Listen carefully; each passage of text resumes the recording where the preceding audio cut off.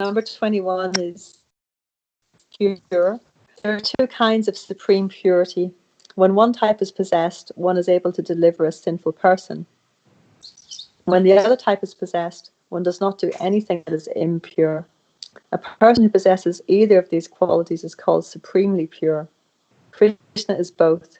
He can deliver all sinful conditioned souls, and at the same time he never does anything by which he can be contaminated.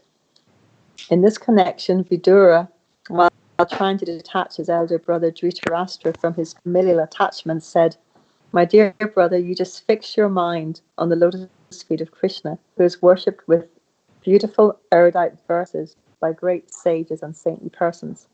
Krishna is the supreme deliverer among all deliverers. Undoubtedly, there are great demigods like Lord Shiva and Lord Brahma, but their depend always upon the mercy of Krishna." Therefore, Vidura advised his elder brother Dhritarashtra to concentrate his mind and worship only Krishna. If one simply chants the holy name of Krishna, this holy name will rise within one's heart like the powerful sun and will immediately dissipate all the darkness of ignorance. Vidura therefore always think of Krishna, so that the volumes of contaminations due to sinful activity would be washed off immediately. In Bhagavad Gita also, Krishna is addressed by Arjuna as Param Brahma, Param Dhamma Pavitram, the supreme pure. There are many other instances exhibiting Krishna's supreme purity. 22. Self-controlled. A person who can control his senses fully is called, what's that word? I can hardly read it. Vashi, or self-controlled. In this connection, it is stated in Srimad Bhagavatam, all the 16,000 wives of Krishna were so exquisitely beautiful that their smiling and shyness were able to captivate the minds of great demigods like Lord Shiva, but still they could not even agitate the mind of Krishna in spite of their attractive feminine behavior. Every one of the thousands of wives of Krishna was thinking that Krishna was captivated by her feminine beauty, but this was not the case. Krishna is therefore the supreme controller of the senses, and this is admitted in Bhagavad Gita, where he is addressed as Hrishikesh, the master of the senses. 23. Steadfast. A person who continues to work until his desired goal is achieved is called steadfast. There was a fight between Krishna and King Jambavan, and Krishna was to take the valuable Shamantaka jewel from the king. The king tried to hide himself in the forest. Krishna would not become discouraged.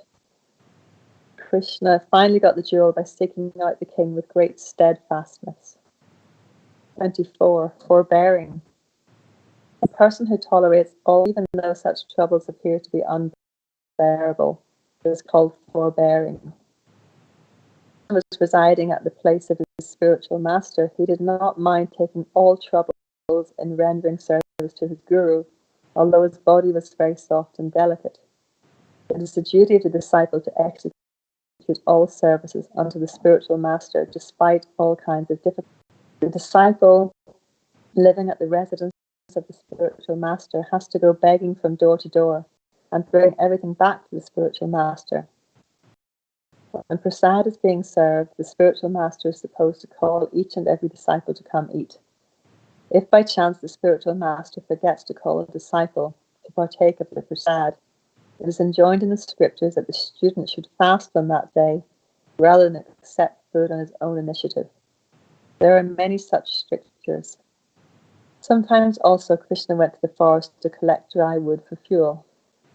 25. Forgiving. A person who can tolerate all kinds of offences from the opposite party is known to be forgiving. Lord Krishna's forgiving quality is described in the Shishupal Vada in connection with his forbidding the killing of Shishupal. King Shishupal was the monarch of the Chedi kingdom, and although he happened to be a cousin of Krishna's, he was always envious of him. Whenever they would meet, Shishupal would try to insult Krishna and call him ill names as much as possible. In the arena of the Rajasuya sacrifice of Maharaj Yudhisthira, when Shishupal began to call Lord Krishna ill names, Krishna did not care and remained silent. Some of the people at the arena were prepared to kill Shishupal, but Krishna restricted them. Even so, it is said that when there is a thundering sound in the cloud, the mighty lion immediately replies with his thundering roar. But the lion doesn't care when all the foolish jackals begin to make them sounds. Sri Yamunacharya praises Krishna's power of forgiveness with the following statement: "My dear Lord Ramachandra, you are so merciful to have excused the crow's clawing on the nipples of Janaki because it is bowing down before you. Once Indra, the king of heaven, assumed the form of a crow and attacked Sita, Janaki, Lord Ramachandra's wife, by striking her on the breast. This was certainly an insult to the universal mother, Sita, and Lord Ramachandra was immediately prepared to kill the crow. But because later on the crow bowed down before the Lord excused his offence." Sri Yamunacharya further says in his prayer that the forgiving power of Lord Krishna is even greater than that of Lord Ramachandra, because Shisha Krishna, not only in one lifetime, but continually throughout 3 lives. Still, Krishna was so kind that he gave Shishupal the salvation of merging into his existence. From this, we can understand that the goal of the monist, to merge into the effulgence of the Supreme, is not a very difficult problem. Persons like Shishupal who are consistently inimical to Krishna can also get this liberation. Someone else like to read?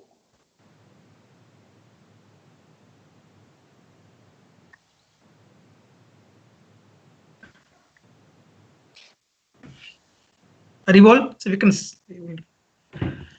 number 26, grave. A person who does not express his mind to everyone, or whose mental activity and plan of action are very difficult to understand, is called grave. After Lord Sri Krishna had been offended by Brahma, Brahma prayed to him to be excused. But in spite of his Krishna, Brahma could not understand whether Krishna was satisfied or still dissatisfied. In other words, Krishna was so grave that he did not take the praise of Brahma very seriously. Another instance of Krishna's gravity connection with his love affair with Radharani. Krishna was always very silent about his love affairs with Radharani, so much so that Baladev, Krishna's elder brother and constant companion, could not understand the transformations of Krishna on account of his gravity. Self-satisfied. A person who is fully satisfied in himself, without any hankering, and who is not agitated even in the presence of serious cause for distress, is called self-satisfied. An example of Krishna's self-satisfaction was exhibited when he, Arjuna, and Jayananda, the formidable king of, and King Krishna gave all credits to Bhima for the killing of Jarasandha. From this, we can understand that Krishna never cares at all for fame, although no one can be more famous. An example of his not being disturbed was shown when Shishupal began to call him ill names. All the kings and brahmanas assembled at the sacrificial arena of Maharaj Yudhishthira became perturbed and immediately wanted to satisfy Krishna by offering nice prayers. But all these kings and brahmanas could not discover any disturbance in Krishna's person. Possessing equilibrium. A person who is unaffected at all is said to possess equilibrium. An example of Krishna's equilibrium is given in the 10th canto, 16th chapter, verse 33 of Srimad Bhagavatam, in connection with his chastising Kaliya, the 100-headed serpent. When Kaliya was being severely punished, all of his wives and prayed as follows: "Dear Lord, you have descended to punish all kinds of demonic living creatures. Our husband, this Kaliya, is a greatly sinful creature, and so your punishment of him is. We know that your punishment of your enemies and your dealings with your sons are both the same. We know that it is in thinking of the future welfare of this condemned creature that you have chastised him." In other prayers, it is said, my dear Lord Krishna, because of all the Kuru dynasties, best of all the Kuru dynasties, you are so impartial that if even your enemy is qualified, you will reward him. And if one of your sons is a culprit, you will chastise him. This is your business because you are the supreme author of the universe. You have no partiality. If anyone finds any partiality in your characteristics, he is surely mistaken. Magnanimous. Any person who is very charitably disposed. When Krishna was reigning over Dwaraka, he was so Magnanimous. Any person who is very charitable disposed is called magnanimous. Hi. Rivol.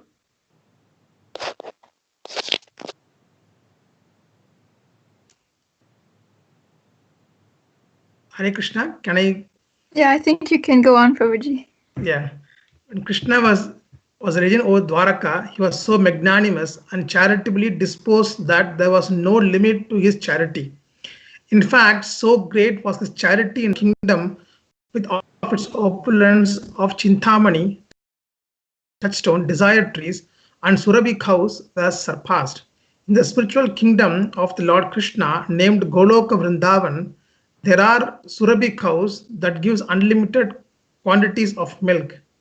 There are desired trees from which anyone kinds of fruits as much as he may desire. The land is made of touchstone, which when touched to iron will transform it into gold. In other words, although in the spiritual kingdom, the abode of Krishna, everything is wonderfully opulent, still when Krishna was in Dwaraka, his charity exceeded the opulence of Goloka Vrindavan. Wherever Krishna is present, the limitless opulence of Goloka Vrindavan is automatically present. It is also stated that while Lord Krishna was living in Dwaraka, he expanded himself into 16,100, and each and every expansion resides in a palace with a queen. Not only was Krishna happily living with his queen in those palaces, but he was giving in charity for each palace an aggregate number of 13,054 cows completely decorated with nice clothing and ornaments. For each of the Krishna's 16,108 palaces given daily. This means that 16,108 cows were being given in charity by Krishna every day. No one can estimate the value of such a large number of cows given in charity, but that was a system of Krishna's daily affairs while he was reigning in Dwaraka. 30. Religious. A person who personally practice the tenets of religion as they are enjoined in the Shastras and who also teaches others the same principles is called religion. Religious. Simply professing a kind of faith is not a one must act according to the religious principles and by his personal example he should teach others. Such a person is to be understood as religious. When Krishna was present on this planet, there was no irreligion. In this connection, Narada Muni once addressed Krishna jokingly, "My dear Lord of the cowherd boys, your bulls are the representation of religion. While eating grass from the pasturing ground and moving on their four legs, have certainly eaten up all the grasses of irreligion. In other words, by the grace of Krishna, religious principles were so well cared for that hardly any irreligious activities could be found. It is said that because Krishna was constantly performing various types of sacrifices and was inviting demigods from the higher planetary systems, the demigods were always absent from their concert. Therefore, the wives of the demigods, regretting the absence of their husbands, begin to pray for the appearance of Lord Buddha, Krishna's ninth incarnation, who appeared in the age of Kali. In other words, instead of being pleased that Lord Krishna had come, they began to pray for Lord Buddha, who is the ninth incarnation, because Lord Buddha stopped the ritualistic ceremonies and sacrifices recommended in the Vedas in order to discourage animal killing. The demigod's wife thought that if Lord Buddha appeared, all kinds of sacrifice would be stopped, and thus their husband would not be invited to such ceremonies and would not be separated from them. Sometimes it is inquired, Why don't the demigods from higher planetary systems come to this Earth planet nowadays? The plain answer is that since Lord Buddha appeared and began to depreciate the performance of sacrifice in order to stop animal killing on this planet, the process of offering sacrifice has been stopped. The demigods do not care to come here anymore. Chapter Qualities of Krishna further explained. 31. Heroic. A person who is very enthusiastic in military activities and expert in releasing different kinds of weapons is called heroic. Regarding Krishna's heroism in fighting, there is the following statement: My dear killer of the enemy, just as the elephant, while taking bath in the lake, destroys all the lotus stems within the water by swinging its trunk, so simply by moving your arms, which are compared to the trunks of elephants, you have killed so many lotus like enemies. Regarding Krishna's expertise in releasing weapons, when Jarasandha and 13 divisions of soldiers attacked Krishna's army, they were unable to hurt even one soldier on the side of Krishna. This was due to Krishna's expert military training. This is unique in the history of military art. 32. Compassionate. A person who is unable to bear another's distress is called compassionate. Krishna's compassion for distressed persons was exhibited when he released all of the kings imprisoned by Magadendra. While dying, grandfather Bhishma prayed to Krishna and described him as the sun that eradicated darkness. The kings imprisoned by Magadendra were put into dark cells, and when Krishna appeared there, the darkness immediately disappeared, just as if the sun had risen. In other words, although Magadendra was able to imprison so many kings, upon the appearance of Krishna, they were all released. Krishna released the kings out of a sincere compassion for them. King Krishna's compassion was also exhibited when grandfather Bhishma was lying on the bed of arrows which had been shot through his body. While lying in this position, Bhishma was very anxious to see Krishna, and thus Krishna appeared there. Upon seeing Krishna, Krishna began speaking with tears in his eyes. Not only was he shedding tears, but he also forgot himself in his compassion. Therefore, instead of offering obeisances to Krishna directly, devotees offer obeisances to his compassionate nature. Actually, because Krishna is the person of Godhead, it is very difficult to approach him. But the devotees taking advantage of his compassionate nature, which is represented by Radharani, always pray to Radharani for Krishna's compassion. 33. Respectful. A person who shows adequate respect to a spiritual master, a brahmana, and an old person is to be understood as being respectful. When superior person assembled before Krishna first of all offered respect to his spiritual master, then to his father, and then Balarama. In this way, Lord Krishna, the lotus eyed, was completely happy and pure at heart in all of his dealings. 34. Gentle. Any person who neither becomes impudent or nor exhibits a puffed up nature is called gentle. The example of Krishna's gentle behavior was manifested when he was coming to the arena of the Rajasuya sacrifice arranged by Maharaja Yudhishthira. Krishna's older Yudhishthira knew that Krishna was the Supreme Personality of Godhead, and he was attempting to get down from his chariot to receive Krishna. But before Yudhishthira could get down, Lord Krishna got down from his own chariot and immediately fell at the feet of the king. Even though Krishna is the Supreme Personality of Godhead, he never forgets to show social etiquette in his dealings. 35. Liberal. A person who is by his natural behavior is called liberal. A A statement by Uddhava after Shyamantaka jewel plundering confirms that Krishna is so kind and favorable that if a servitor is accused even of great offenses, Krishna does not take this into consideration. He simply considers the service that is rendered by his devotee. 36. Shy. A person who sometimes exhibits humility and bashfulness is called shy. As described in the Lalita Madhava, Krishna's shyness was manifested when he lifted Govardhana hill by the little finger of his left hand. All of the gopis were observing Krishna's wonderful achievement, and Krishna was also smiling at seeing the gopis.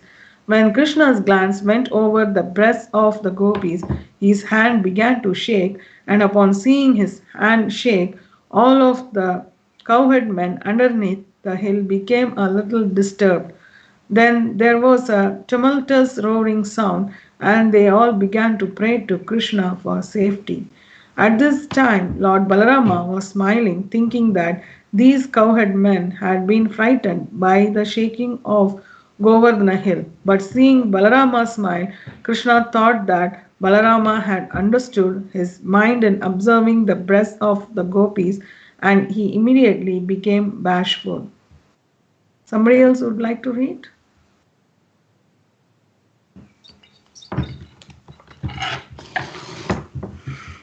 Haribol.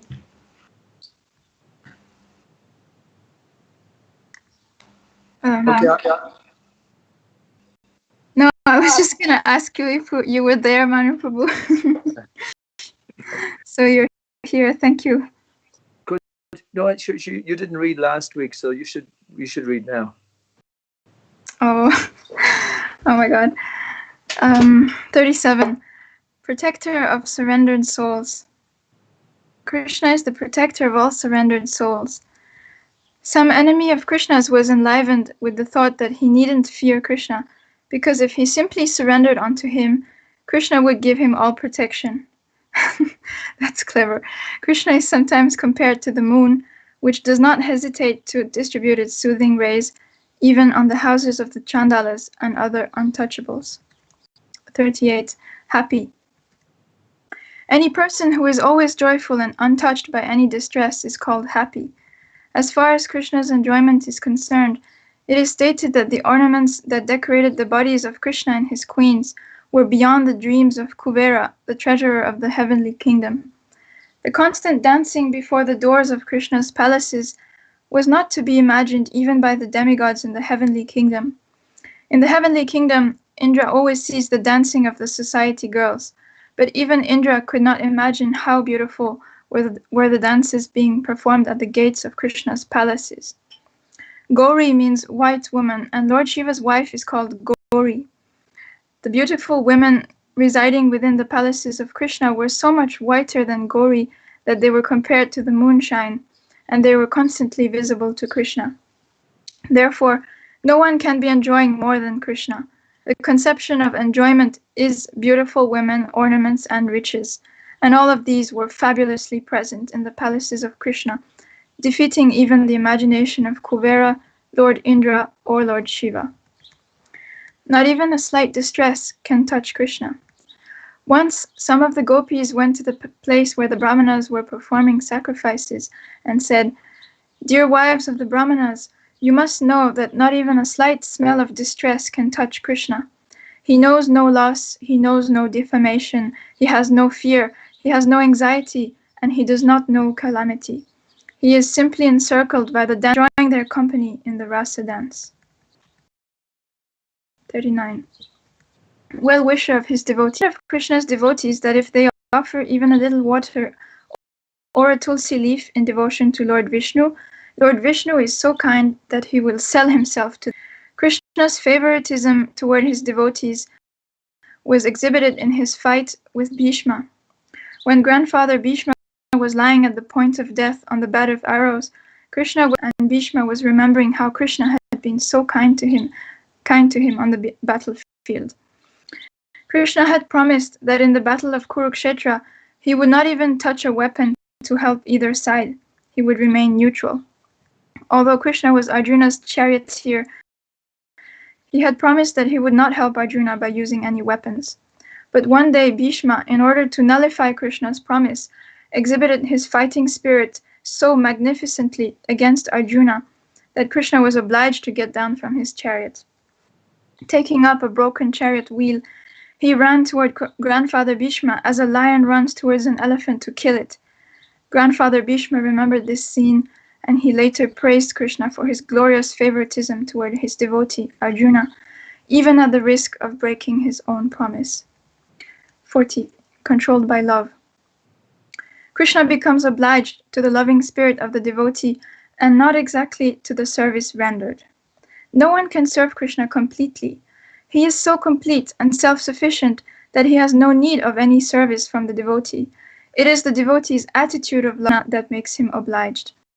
A very nice example of this obligatory behavior was manifested when Sudama Vipra went to Krishna's palace, had been a class friend of Krishna's, and due to his poverty, he was induced by his wife to see Krishna to request some aid. When Sudama Vipra reached Krishna's palace, Krishna received him very well, and both he and his wife washed the feet of Sudama Vipra, showing respect to the Brahmana. Remembering his loving affairs with Sudama in their childhood, Krishna began to shed tears while receiving him.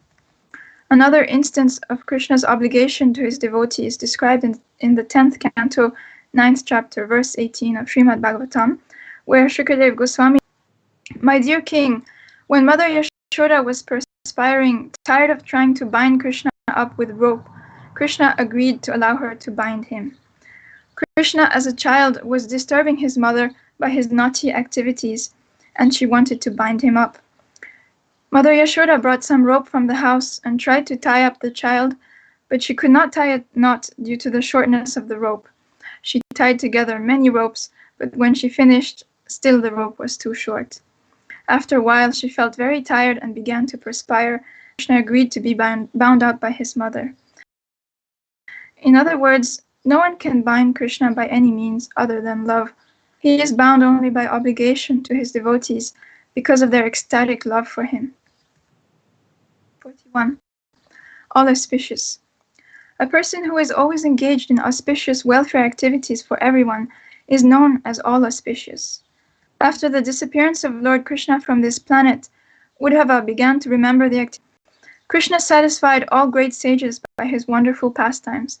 He demolished all of the demoniac activities of the cruel royal order, protected all pious men, and killed all cruel fighters on the battlefield. Therefore, he is all auspicious for all men. 52. Most powerful. Always put his enemy into calamities is called powerful. When Krishna was present on this planet, just as the powerful sun drives all darkness to take shelter in caves, he drove away all of his enemies who fled like owls to take shelter beyond his sight. Would someone else like to read?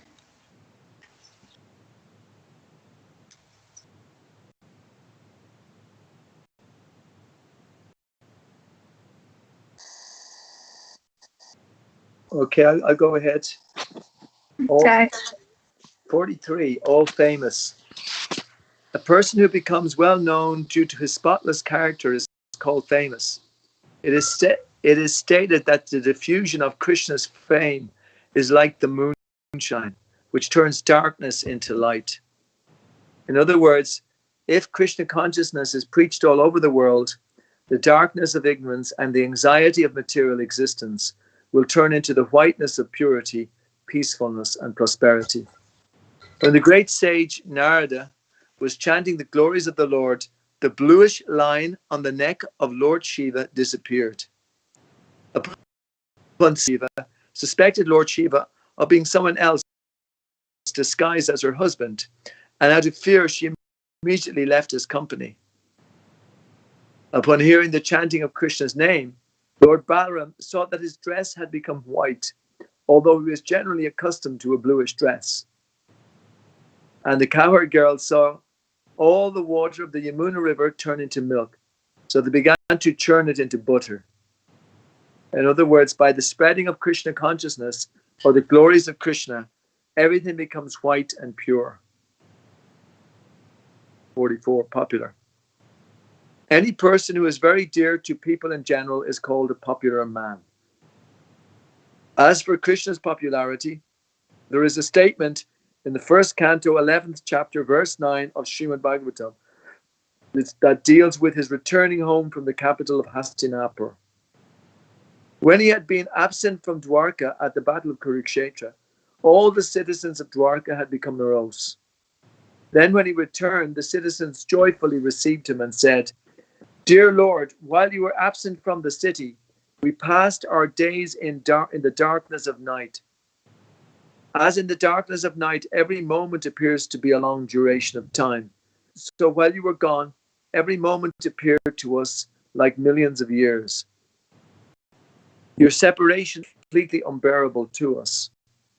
This statement shows how popular Krishna was all over the country. A similar incident occurred when Krishna entered the arena of sacrifice arranged by King Kamsa for his death. As soon as he entered the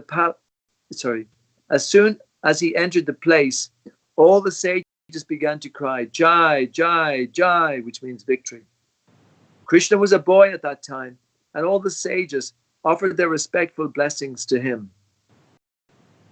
The demigods who were present also began to offer beautiful prayers to Krishna, and the ladies and girls present expressed their joy from all corners of the arena. In other words, there was no one in that particular place with whom Krishna was not very popular. Partiality to devotees. Although Krishna is the supreme personality of Godhead and is therefore not partial to anyone, it is stated in Bhagavad Gita, "A devotee who worships his name in love and affection." When Krishna was on this planet, one devotee expressed his feeling in this way: "My dear Lord, if you had not appeared on this planet, then the asuras and atheists would have surely created havoc among the activities of the devotees. I cannot imagine the magnitude of such devastation that is prevented by your presence." From the very beginning of his appearance, Krishna was the greatest enemy of all demonic persons, although Krishna's enmity towards the demons is actually comparable to his friendship with the devotees. This is because any demon who is killed by Krishna receives immediate salvation. 46. Very attractive to all women. Any person who has special qualifications becomes immediately very attractive to women. A devotee made the following statement about the queens of Dwarka: "How shall I describe the glories of the queens of Dwarka, who are personally engaged in the service of the Lord? The Lord is his name. All the great sages like Narada can enjoy transcendental bliss." So what can be said about those queens who are at every moment seeing the Lord and serving him personally? Krishna had 16,108 wives in Dwarka, and each and every one of them was attracted to Krishna, just as iron is attracted by a magnet. There was a statement by a devotee, "My dear Lord, you are just like a magnet, and all the damsels of Raja are just like iron. In whatever direction you are moving, they are following you, as iron is attracted by magnetic force." Okay, Reena Surumi.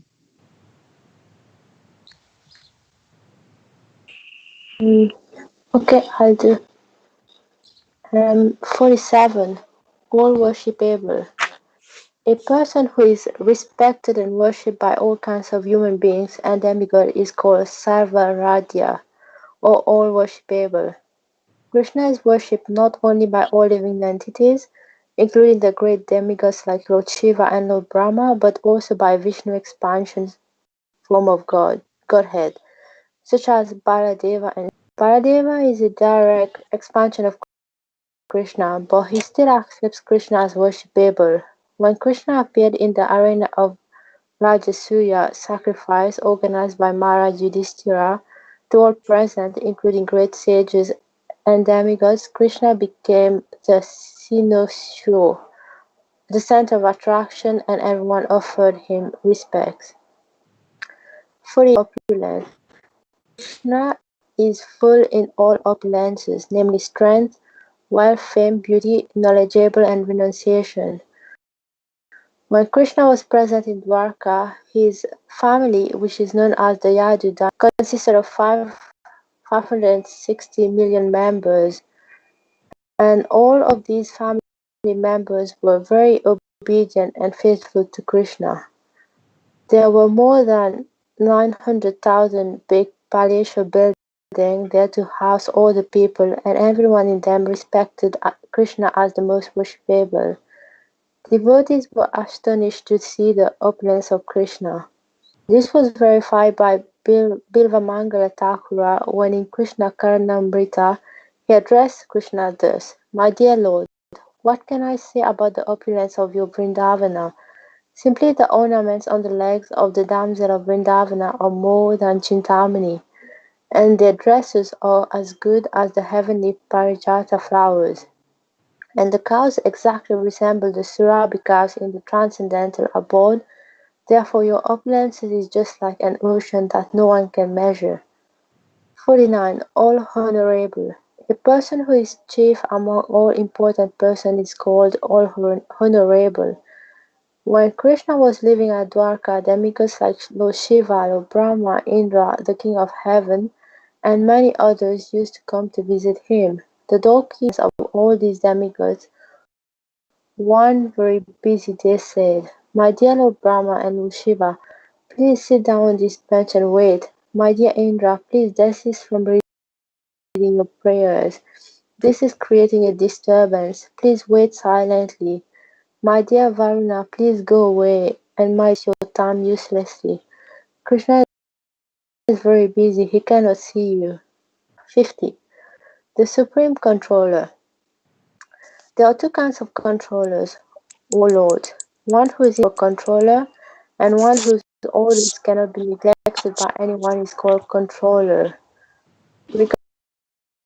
Regarding Krishna's complete independence and lordship, Srimad Bhagavatam says that although Kaliya was a great offender, Krishna still favored him by marking his head with his lotus feet, whereas Lord Brahma, although having prayed to Krishna with so many wonderful verses, still could not attract him. This contradictory treatment by Krishna is just befitting his position, because in all the Vedic literature, he is described as independent. In the beginning of Srimad Bhagavatam, the Lord is described as Swarat, which means completely independent. That is the position of the Supreme Absolute Truth. The Absolute Truth is not only sentient, but is also completely independent.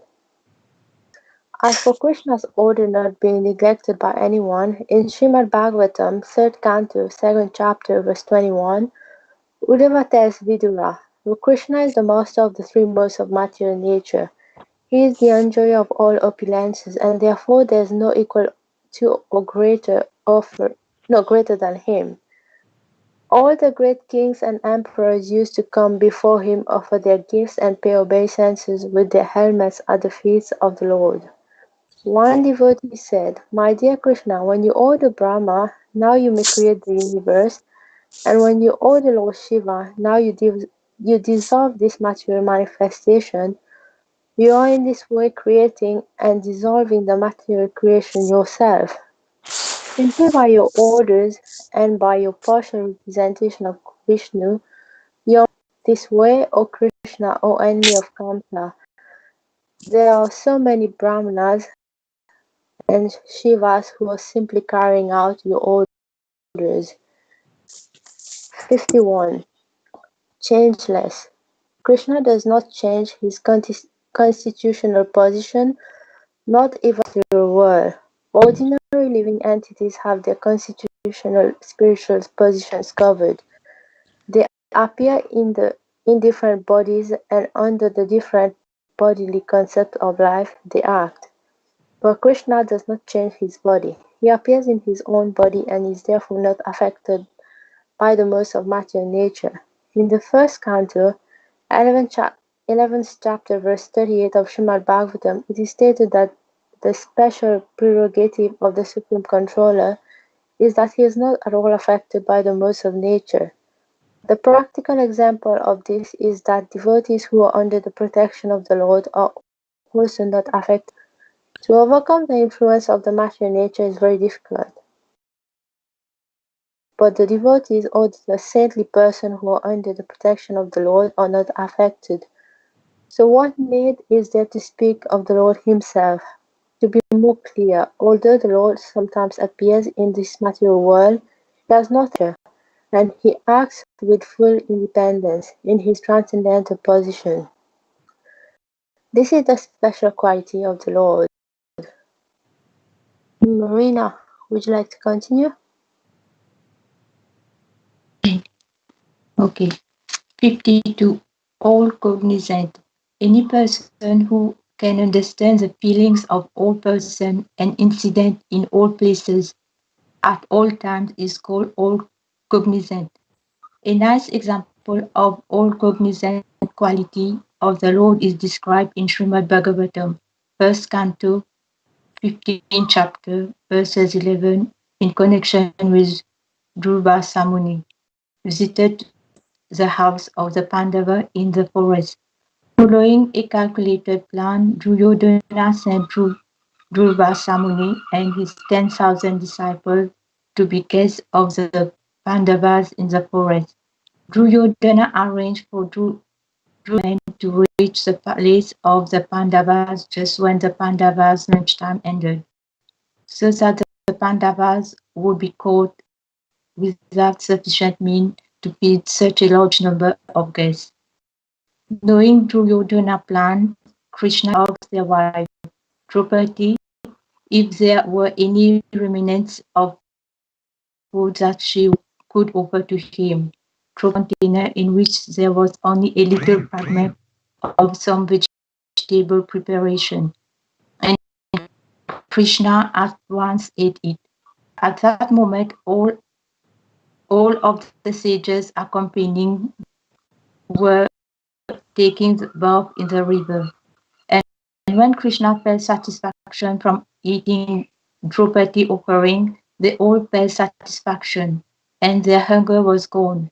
Because Dhruva and his men were unable to eat anything more, they went away without coming into the house of the Pandavas. In this way, the Pandavas were saved from the wrath of Dhruva. Duryodhana knew that since the Pandava would not be able to receive such a large number, Dhruva would become angry and the Pandava would be cursed. But Krishna saved them from this calamity by his trick and by his all-cognizant quality. 53. Ever fresh. Krishna is always remembered, and his name is always chanted by millions of devotees. But the devotees never become saturated. Instead of becoming disinterested in thinking of Krishna and in chanting his holy name, the devotees get newer and newer impetus to contest. Therefore, Krishna is ever fresh. Not only Krishna himself, but also Krishna knowledge is ever fresh. Bhagavad Gita, which is imported 5,000 years ago, is still being read repeatedly by many men, and still new light is always being found in it. Therefore, Krishna and his name, fame, quality, and everything in relationship with him is ever fresh. All the Queen at Dwarka were goddesses of fortune.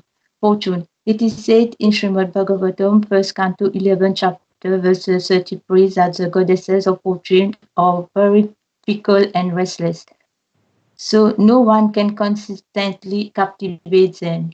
Thus one's luck will always change sometime. Yet the goddess of fortune could not leave Krishna for even a moment when they were residing with him at Dwarka. This means that Krishna attraction is ever fresh. Even the goddess of fortune cannot leave his company.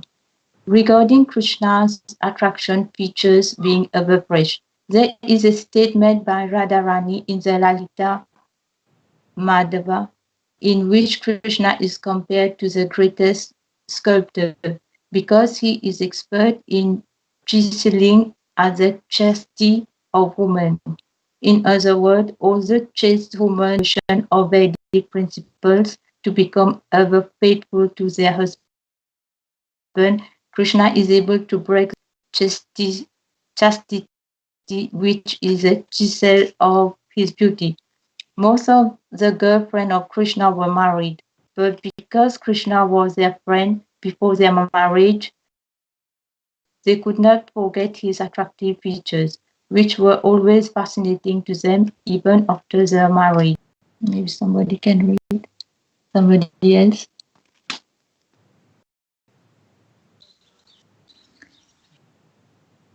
Sirumi, do you think we should stop here?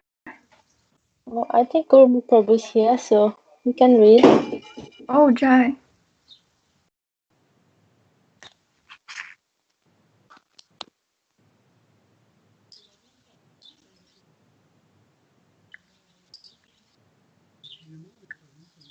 I don't know, Guru Prabhu, would you like to read?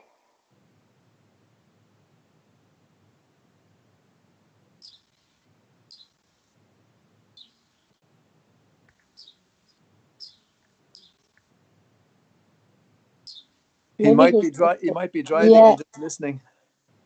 Yeah, could be. I think there's one more devotee today. I don't know the name though. If someone else wants to read it again, we have like 5 minutes. Oh, we'd stop here.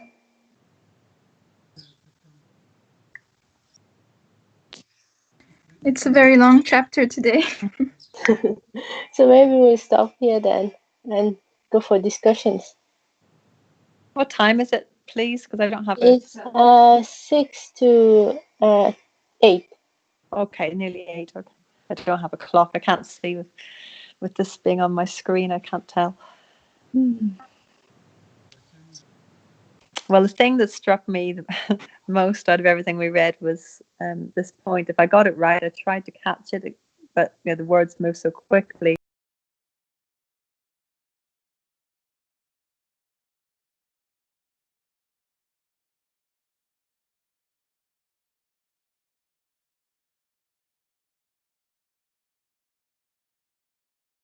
In the Vedas, and that's when the demigods stopped coming to earth.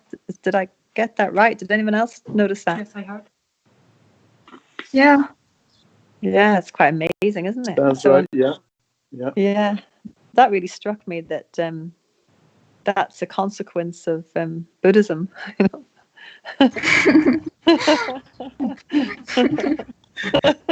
Yeah. The price to pay, It's Yeah, I interesting. always thought it was because we were so sinful or something and it was Kali Yuga, but actually it's Lord Buddha's fault. Yes. I've never taken that bit of information in before. I don't think I've heard it. I have read Nectar of Devotion before, but I don't remember reading that. And it just really struck me there that although Lord Buddha came, it's the form of Krishna, and he came with that mission, and people were meant to follow him because that was Krishna's arrangement for that era. At the same time, that's seems like a big disadvantage of it, and means that not only did they stop the sacrifices that they wanted to stop, i.e. the animal slaughter, but the demigods stopped being worshipped, it seems, at that time. That's what I heard one of the lectures. Like that's what the Shankaracharya, he came after Lord Buddha to re-establish Shankaracharya as the incarnation of Lord Shiva, and then he came and then he re-established the Vedas. But then he was teaching more about the Advaita, like oneness, like we just impersonal philosophy. Okay, but he re-established some kind of following of the Vedas again. Yeah, to bring the sacrifice back and then try to bring the Vedas to say about the sacrifice, importance of sacrifice, yajnas and stuff like that. Okay. Because the Buddha was saying that there's no need of sacrifice and everything, he just stopped the Vedic activities. Right. And then he was just preaching about the Jiva Karunya, like being more kind to animals and living beings. Then Shankaracharya, he came after Buddha and he established the Vedas and sacrifice and everything. And then we have Madhvacharya, and then we have Ramanacharya, and then we have Chaitanya Mahaprabhu, who just brought this into more easy method for approaching Lord Krishna or the Supreme Person of Godhead. Jai, that's very helpful. It's interesting. Sorry, I won't say much, but it's interesting that it came step by step like that, isn't it? You know? Yeah. You know, like Krishna could have just given the, Lord Chaitanya's message way back then, but he didn't. He did it like in the step by step process. Yeah. And, because people are not really that much conscious that they can able to take Krishna straight away. That's why they wanted to bring slowly, like what is spiritual life and everything. Then they brought Krishna in Krishna or Mahavishnu, and to show whom we should worship to get the spiritual abode, the mukti. Yeah. And eventually we got the message of Lord Chaitanya, which is Yeah. so recent, actually. So recent. Yeah, we are so fortunate. Yeah. Jai. It's amazing the way Lord Chaitanya didn't present himself as God, Yeah. He presents himself as a devotee, but he emphasized God all the time, though. At the same time. I was just thinking how that's so lacking today. I remember the generation from my parents, say from the 20s to the 40s or 50s, 60s even, that they emphasized God and they all wanted to live a spiritual religious life. They wanted to go back to heaven. Basically, that's the way they looked on it. And they definitely live that way. But now, at the moment, I scarcely know anybody who will even mention that they are. Yes. Even though they must be about, because there are congregations of different Christians around as well, and so on. I mean, they would be presenting that, surely. I'm talking about, say, in the UK or in Ireland, or in France as well. Although I remember going to France in the 90s, was it? Or no, it was in the late 70s. And I used to go to mass. Actually, I wasn't a devotee at the time, but the churches were big, but the congregations were small, and the priests were old. And I used to be slagged because I used to go there, actually. But, that is a problem in India as well, Prabhu, because there's no one talking about God conscious. The so-called yogic gurus in India who is coming to Western countries now, they just talk about the impersonal philosophy. They don't talk about God. If they talk about God, then they feel like nobody will come to them. They're just keeping everything open. You just believe whatever you want, just come and do the yoga practice and meditation and stuff like that. But they don't really give the essence of the spiritual life. Only most of the people just talk about just they don't give any proper explanation what is yoga. They just talk about yoga, asana, meditation, but they don't give any importance of yoga.